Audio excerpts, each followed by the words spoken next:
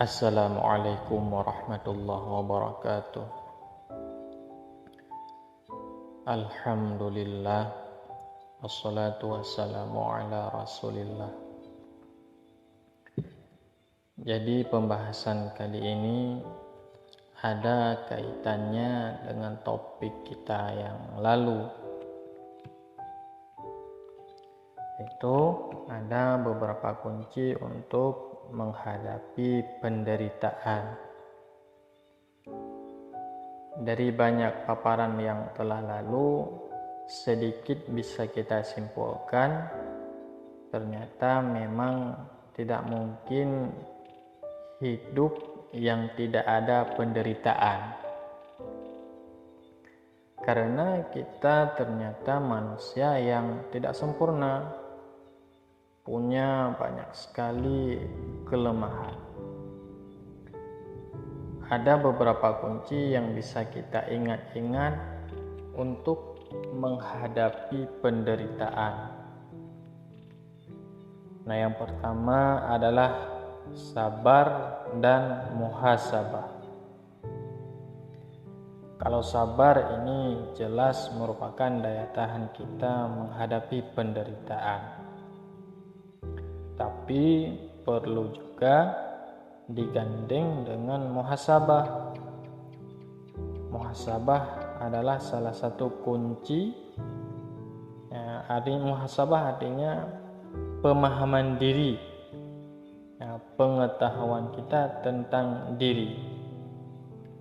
Salah satu kunci untuk bisa menemukan jalan keluar dari penderitaan yang pertama yaitu dengan sabar plus muhasabah.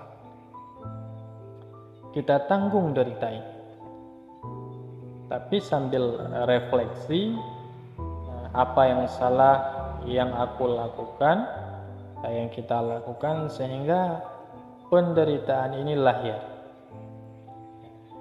Ada titik-titik kesalahan apa yang kita jalankan sehingga penderitaan ini lahir. Itu namanya muhasabah. Setelah tadi yang pertama kita mulai dengan sabar. Nah, yang kedua, jangan lupa tilawah dan hikmah.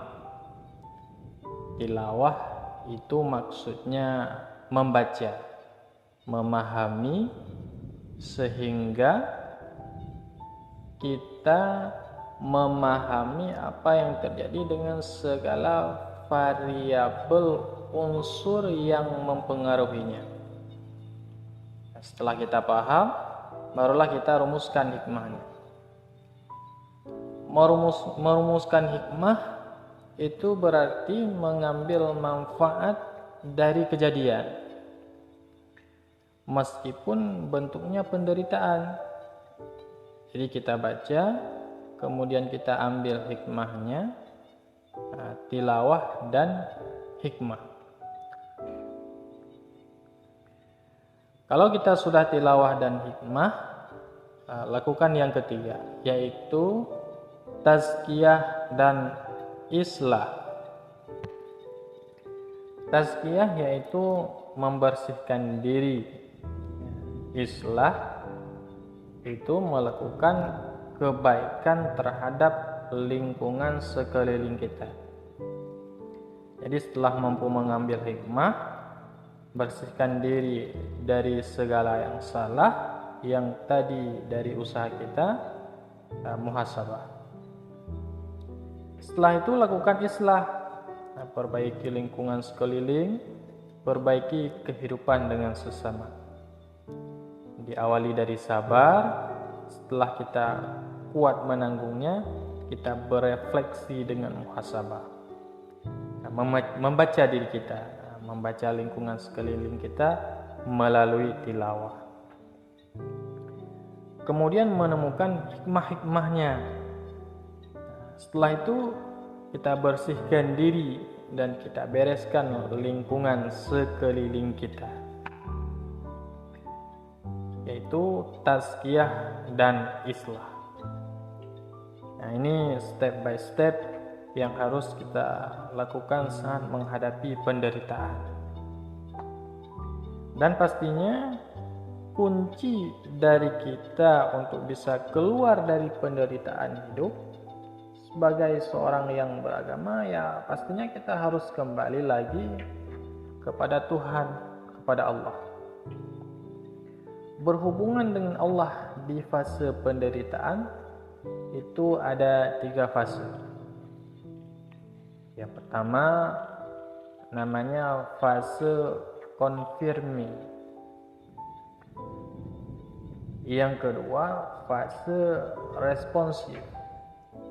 Dan yang ketiga fase estatik. Fase confirming itu fase ketika kita merasakan Allah hadir menemani kita dalam penderitaan, sehingga lahirlah harapan. Nah, ini namanya fase confirming. Ya, hidupku memang menderita, tapi aku masih punya Allah. Nah, ini fase ketika seseorang merasa kehadiran Allah, tumbuh keyakinan akan kehadiran Allah, sehingga harapan pun lahir, sehingga kita tidak putus asa menghadapi bencana, menghadapi musibah, menghadapi penderitaan. Setelah Allah hadir, kemudian lama-lama ada fase responsif.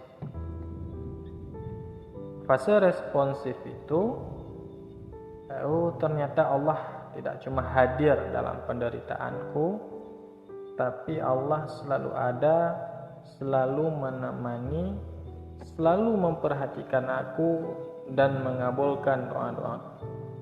Nah, ini namanya fase responsif. Nah, lama-lama kalau responsifnya sudah jalan, akan ada fase yang ketiga, yaitu fase estatik. Kalau yang ini sudah fase inti, karena sudah bersama Allah. Sudah bersama Allah sedemikian lama meskipun dalam penderitaan.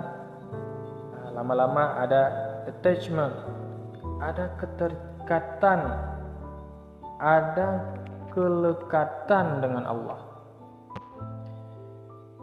Di situ muncul rasa cinta kepada Allah karena kelekatan kita senantiasa dengan Allah.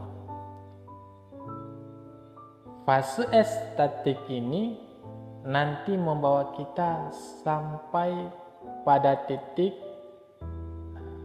sudahlah, penderitaan juga tidak apa-apa, asal Allah masih bersamaku, asal Allah tidak marah padaku, asal Allah masih sayang padaku. Ini sudah fase estatik. Kalau di fase yang kedua tadi kita masih merasa disusahkan oleh penderitaan, meskipun kita bahagia karena Allah mengabulkan keinginan kita untuk bebas dari penderitaan. Di fase yang pertama kita sadari kehadiran Allah, tetapi di fase yang ketiga ini penderitaan sudah tidak penting lagi. Yang penting hanya Allah. Nah, inilah fase estatik.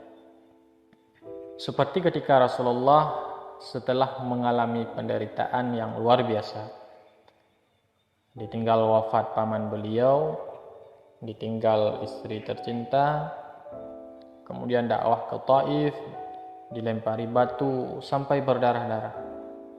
Tapi Rasulullah sudah melampaui fase estatik, sehingga Rasulullah yang keluar dari mulut beliau adalah in lam takum ghazban alayya fala ibadi.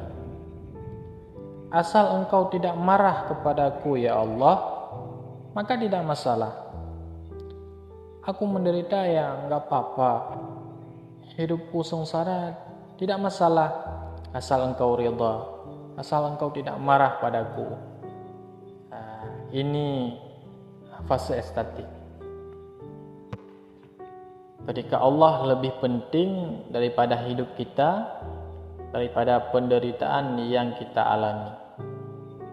Tidak masalah menderita, tidak masalah hidup kita susah, asal Allah ridha. Nah, ini orang yang sudah sampai pada fase estatik. Jadi di titik ini penderitaan berarti akan membawa kita ke dalam hadirnya Allah, keakraban kita dengan Allah, dan bahkan kemelekatan kita dengan Allah.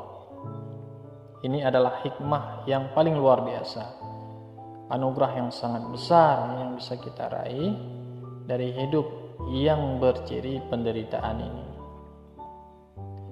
Nah, ini ada quote dari Timothy Leary tentang penderitaan.